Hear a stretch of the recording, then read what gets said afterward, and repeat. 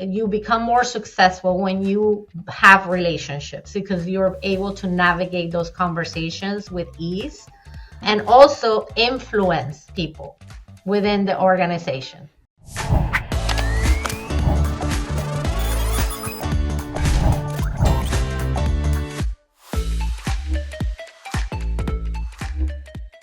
Hello and welcome to the Gross Profit Podcast. My name is James Kennedy. I'm the CEO and co-founder at procurementexpress.com.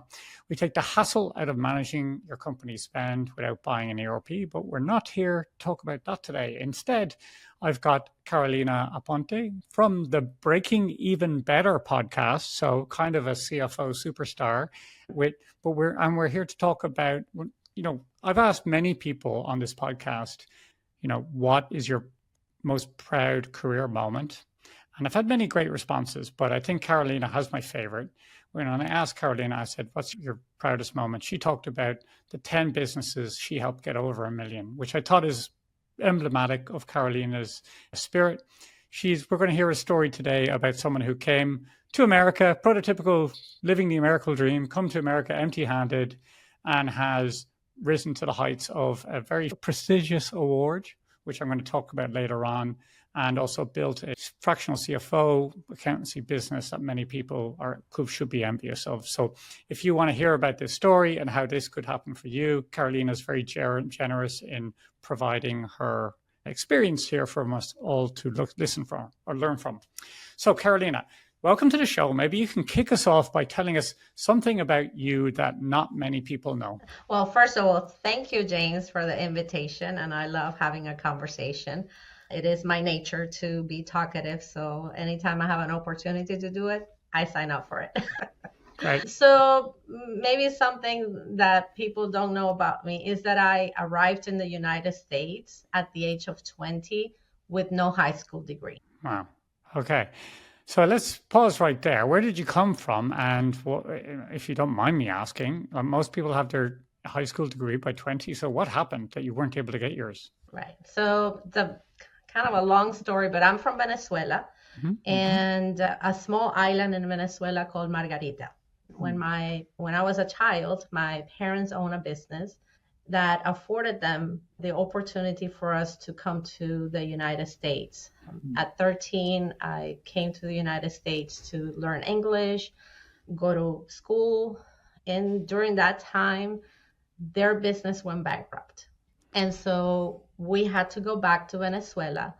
And the challenge for me as somebody who was a teenager, going from one country to another and then going back to the country where kids had already grown, build their relationships and all of that, I felt I was an outsider now. And as a teenager, I was also rebellious. And so instead of going back to school and getting my high school degree, I went to work. I became a tour guide because I spoke English. And instead of going to school, I just became a tour guide because I wanted to make money so I could come back to the United States. Very good. So I thought for a second there you were going to tell me you joined a circus, but you went to work. So yeah. I am the circus, James. Okay, so I see already, money isn't, is it in your life, if you like, you are business orientated, let's call it that way. I guess largely tips is a large part of that business. What did you learn from that first job that you still kind of are very thankful for, that you maybe still use today? Oh my gosh, so many things. I think one of the first things I learned was to improvise. And as a business owner, that's something that you have to do constantly. So I think that was the first thing, because when something wasn't going right during the tour, or some human thing happened, I had to step in very young and kind of improvise and make things better for the whole group. So I think that's one of the lessons. And I think the second one was about connections, building relationships. I became, just very savvy in being friendly to the restaurants and to the shops and to the places where I was going to bring the tourists so that they could be treated, a great experience, because in turn that would help my tips. Right. Okay. Very good. And I'm always curious about that. Did you get was there any kickback from the restaurants you were Yes, bringing there them are to? kickbacks. Or, oh, okay. Tell me the secrets. Yeah. I'm always suspicious of this when I go abroad. So you put your own little tariff on the tourists, which before it was a thing. It was all worth it though. I was Yeah. giving them a good time. Yeah. Very, very good. All right. So you did that, and then did you come to the US by yourself or back with your family? Right. Tell me about that. So you arrived. What caused you to move, to want to move? Well, like I mentioned, I felt like an outsider in Mm, in my own country, and I was young. And also, I quickly realized that it was the machismo culture in my country was just very predominant. interesting. Yeah. And I felt like I wasn't never really going to reach success or Mm, like the independence. I wouldn't call it success at that time, but I would call it independence, financial independence. And so, having been in the United States and seeing how things work out in the United States, I was like, well, that's where I need to be because that's where I'll be able to be financially independent, not here. And yeah. so that was the driving force into becoming an immigrant and moving to the United States, even if I didn't have a high school degree, but I just felt like I had internal tools that I could use Right. to build myself up. So what were your tools? What were these? What made you, well, okay, you had no choice for a start. That's a great one, right? So that's one thing that immigrants have as an advantage. There's no safety net, no nothing. So, yeah. So how'd you get started? So resilience, right? You just become resilient and you learn to adapt. So Hmm. I'm a very adaptable individual. I don't prescribe to the typical society ideas that you have to have this, path and you have to live in this place and you have to have this thing in order to be considered something. I never really care about any of that. I just wanted to have independence. Hmm. So how I started is I, came to Miami at the time and I through connections because I went to a party and I met somebody and I told that person, "Hey, I'm looking for a job." And they're like, "Oh, you're going to stay?" And I said, "Yeah, I'm going to stay. I need a job. I need to start making money." And he said, "Well, actually, my roommate works for a law firm and they're looking for a bilingual receptionist." Nice. Okay, perfect. And I was like, "Well, I'm it." Right. Okay. Given the choice of nothing or that or whatever it was. Yeah. Okay. You got into that office environment. Now, I want to ask you about resilience. Now, maybe because it's a very important property. Can you think of a time that, resilience really paid off for you? Where did you learn you had this resilience? Like, what's the worst thing you had to work through and you just did anyway? Oh gosh. Well, supporting myself as a single individual woman, living on her own. I wasn't making enough money as a receptionist to support myself. Right. Back in those days, the pay was very low, and especially because I didn't have the education. I was just a receptionist, so I had to get a second job. So I would leave the law office and go at night and work somewhere else. And part of that was trying to find things that I could do, but still keep my day job. And that was challenging. So I worked in retail, I worked in restaurants, I worked like in all of this different, but I never really found that it was, I guess, mentally challenging for me. It was just to generate money. Yeah. And I was even delivering back in the day. There were yellow pages, which were very big, books that had all the phone numbers and addresses. And I was even delivering those. And you can't see me because I'm sitting down, but I'm only 5 feet tall. So very small, very petite. And back then I was very skinny. And I was carrying this big yellow pages, up the stairs and down the stairs and delivering that, so I could make additional money. And at some point, my sister, she's older than me, she also moved to Miami and she got married and she had a baby. During this period of time, she was living her life, I was living mine. But her husband also had multiple jobs, but he got sick. And one of the jobs was delivering newspaper route at 5 o'clock in the morning. And my sister had a newborn. So I stepped in and I said, I'll do it. Because if he didn't do it, he was going to lose the route. So now I had 3 jobs. Yeah. It's interesting. Right now, there's a lot of business advice online. It's all over the place. There's one guy I like, Alex Hormozy, and he really focuses on the effort is the algorithm, more or less. Like, so everyone's looking for the hack or the clever move or the whatever. But sometimes it's just that sense of just get it done, like do what overwhelming effort, like just a big army up the middle, just get it done. And that's knowing you have that in you is very freeing, I think, because you're capable of it. Like I'm sure it's been tough times where you thought back and say, well, I'm not getting up at 5 a.m. to deliver paper and I'm not doing this. So actually this is easy, whatever this is, Exactly. Yeah. I have daughters. So whenever they complain about something, I'm like, listen, you don't know what you're talking about. All right. Well, listen, let's get on to some accountancy topics and bookkeeping and finance topics here. You had a toe in the water into accounts. Was this in the law firm? You got a chance to go into the accounts department as a controller first, or what was the first step? No. So the first thing was that during that period of time at the law firm, I learned how to do bookkeeping on the green ledgers.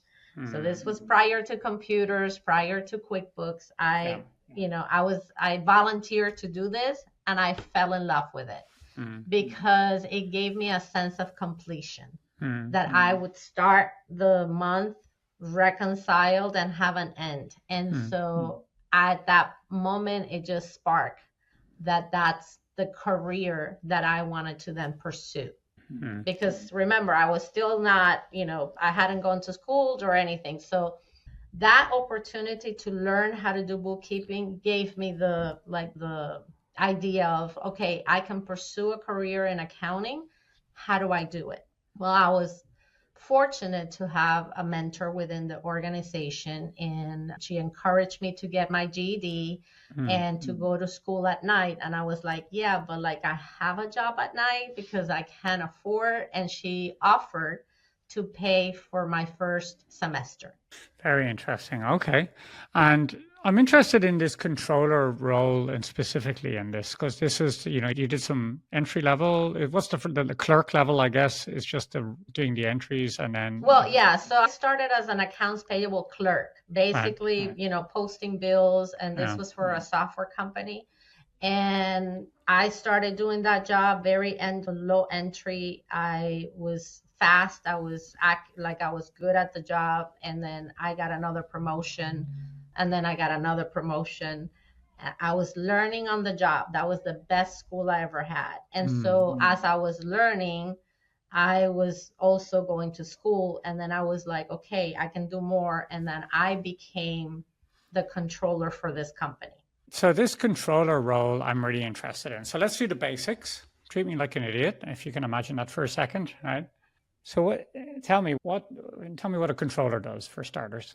Well, the controller makes sure that the business is following the generally accepted practices, the GAAP, make sure that there are checks and balances and that people are doing what they're supposed to do, that you can account the money for the money, that things are happening how they're supposed to happen, and that the business is achieving the financial goals they set up by running reports, by training the team, by putting all those rules in place. Okay, so break that down. Like, is that broken into AP and AR, or what are the big chunks of it? Right. So as a controller, I had an accounts payable team, I had an accounts receivable team, and then I had the support for me to be able to put it all together, right? So all of these different individuals reported directly to me, and I reported to the owner at the time of the company. Okay. So, and then those roles, let's say on the AP side, accounts payable, is that just making sure that you've received things before you pay them, or what's the day-to-day on that? So the bills would come in. Back in the day, it was in the mail. Then it was not so much the emails. They would come in the mail. Those bills from the vendors had to be verified that it was indeed something that we bought or that we needed to pay. So there was a process for that. And then once that was verified, that if there was a purchase order, that it was connected to that bill, did the quantities, because the company was a software company, but we had a hardware division. So we were buying motherboards and hard drives and all of that stuff. So there was a process that the accounts payable department needed to go through to verify that those bills indeed belong to us and that we owe that money. And then once that happened, they would enter them in the system. And I would get an accounts payable aging report to see what did we owe, so that we can compare that to the cash flow and see, okay, what are we approving to be paid? Oh, interesting. So did you use purchase orders in that role, or was it just based on input? You did as well. Okay.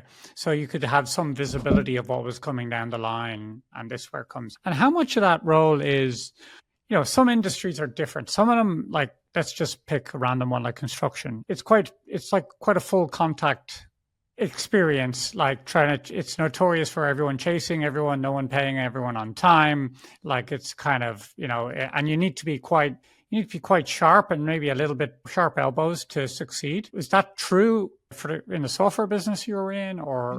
No. I think the software business is very different because your revenue is truly more so on the service side.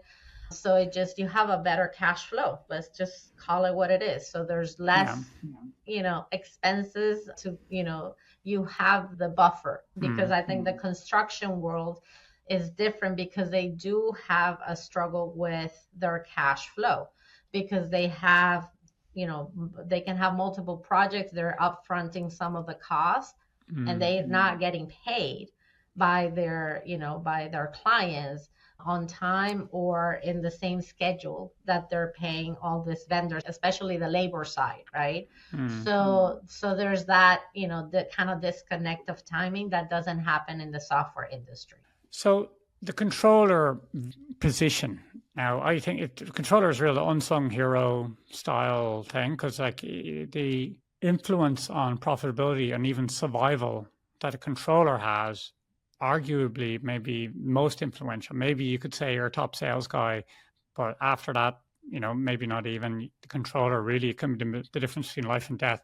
So what makes an awesome controller? Like, when you're hiring now with your team or expanding your team, what sort of attributes do you look for someone like, that person's going to be a great controller, and I can tell because Yeah, I think it's the ability to see the big picture and be able to build relationships with the team members, because you gotta have the ability to have conversations about, this is not the right time.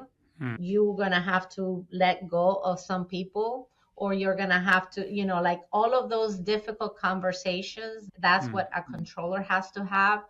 You become more successful when you have relationships, because you're able to navigate those conversations with ease and also influence people within the organization.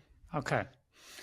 So when you say have had conversations, so I can see that, hiring and firing, that's tough. I guess the controller just to sort of administer that, maybe gets the dirty work in a way, like if someone else makes a decision and then they have to sort of explain the benefits and all the things and all the, how else do they need to be sharp? Like, with dealing with vendors, do they need to be?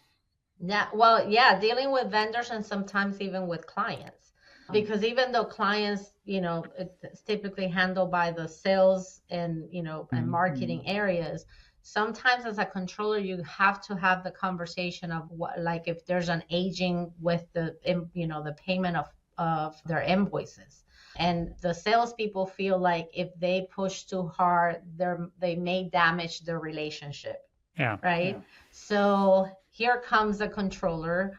And the controller is able to have a serious but, meaningful conversation about the relevance of not getting those bills paid, or what are our next steps?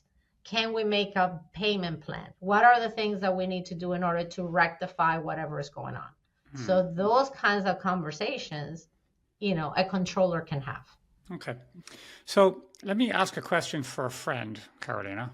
So let's say you have a hypothetical software business and they're doing well, but the profits never really seem to be what the budget said that would be. For some reason we start off at my friend starts off at the start of the year, nice clean spreadsheet saying what we're going to take out at the end. Q1 comes and you know what, actually, we decided to do this other thing and then we did this thing and we started with something else, and then, so can a controller solve that problem for a business owner? In other words, can a controller is it possible for them, or if they are a good one, can they make the budget happen the way it's supposed to? Or is it always just going to be the CEO is going to do what he wants to do and that's it? That part. Okay, fair enough. Okay. I mean, again, the controller can recommend and can influence, right. But ultimately the CEO it's going to make the decision they have to make. Now, what is interesting is when the controller has a good relationship with the CEO, then they're able to have a real conversation, right, and say, James, here's the real deal. Okay. And here's what I'm going to need you to do so that we can actually make that happen. Yeah, very good. Okay, let me ask a bit about you beamed with pride when I asked you about your customers that you help build into seven-figure businesses. Tell me a little bit about your favorites. I know you're not supposed to have favorites, but which stories have been most stick to mind for you? Absolutely. I think some of them have been, minority-owned businesses, women who have decided to step into the CEO role, and they've had this great idea and product or service, and they have, accepted my advice and my strategic planning, and me holding them accountable to it. Okay. And then we reach, the revenue gets to over $1 million. And I get to have the conversation and let them know what they have achieved. Because we don't always, as business owners, get, that pat in the back because we're tagged, you're it, right? But when I have the opportunity to start a meeting saying, you're a millionaire. Yeah. And just let that sit in. That is a transformative message to give to somebody who came from nothing and who has achieved great things. I love it. I ran a mastermind for grant managers 2 weeks ago, and those guys have a tough job. They're writing grants on one side, they're trying to administer them on the other side. If someone buys a bus ticket on the wrong credit card and suddenly there's chaos, really hard. And I asked, well, why do you? To be honest, sounds like a shitty job. You've got all this, and I got a beautiful answer, which was just, what? I go down to our project, I walk around, I see the impact we're having, and then that fills me up, and I come back, and then I get stuck back in, which I thought was a beautiful, beautiful response. So, okay, so now let me try to shine a light on how far you've come, Carolina, from street. You weren't a street hustler and tourist in Venezuela. You were a step up from that. But let's say you were on the streets, you were bringing tourists around. And now, tell me about the day that you got your own, if you like, as North Carolina's Businesswoman of the Year. How does that come about? Who gives it to you? Who do you have to kill to get it? Let's not talk about the buddies in the backyard, okay? Yes, just knowing my journey to have been able to get to this place where someone nominated me. That's how it works. Somebody nominates you for the North Carolina Women Business Owners Hall of Fame. And this is a nonprofit organization that it sits in Raleigh, North Carolina. And people submit nominations for women in business in different categories for different backgrounds and whatnot. And then the selection committee that they go to task and they research. And they research the person. They verify that this person indeed has roots in the state, because that is one of the components of becoming a Hall of Fame. what kind of impact has this individual have in the state of North Carolina in the business community? And so I was the president of the National Association of Women Business Owners for the Charlotte chapter. I have been a board member of various organizations in the city of Charlotte. And I have also mentored startup individuals through the city of Charlotte. They have sort of classes that they give to prepare people to become business owners. And I am one of their mentors. And so that, along with the success of my firm that I started with solopreneur just by myself, and now I have a team of 7, just build up my credibility. Very good. And you mentioned to me before the show started that you have I wouldn't say unusual structure, but your team isn't there necessarily just to support you. Your approach has been different in growing your team. Tell me about that. Yes. And it does come, from my days as a controller in the software company, because while I was the controller, I was also the go-to person for the developing team, the developers, to figure out what works best for our users. How would you see it if we put this icon here or that thing there? Like, how does it feel in the flow, whatever. And so I was working with the different departments in that role. So when I started to hire, I decided that instead of me hiring, well, this person is going to work for me and under me, that this person was going to be my team member, and together we were going to start building something. And that's the approach. Is we work as a team. Our clients get to experience all of our team members, not just one person assigned to them. So that approach allows us to get to know the client better and to be able to service them. If somebody's on vacation, if somebody is not available, not a problem. Anybody can step in and take care of the client. Interesting. So, that's a good business strategy for retention as well, right? So you have multiple points of contact and, it makes the relationship stronger. And I've seen people use that where sometimes you have like a champion in a business and you're just dealing with them, then the champion leaves and what are you going to do? So if you can get like 3 or 4 points of contact, there you are. Now you're secure in there, and it's a great idea. We have a retention rate for our clients that is over 90%. Fantastic. Our clients stay with us for years. Okay, very good. 90% of your clients stay with you every week or every 10 years? 10 years. We have clients for 12 years. Yeah. You can have an hourly retention rate. Everyone still leaves by Thursday, so it depends. Okay, this has been a lot of fun. So tell me, who, Carolina, should reach out to you and how can they do it? Yeah, absolutely. So Carolina can be reached through either carolinaaponte.com, that's my personal website, or at the Carolina Aponte Instagram account, or in LinkedIn, just type in my name and I'll show up. You can also reach me through the Break Even Better podcast. We are a weekly business podcast of 3 distinct women business owners in different industries. And we bring real, raw, and unfiltered stories of running a business.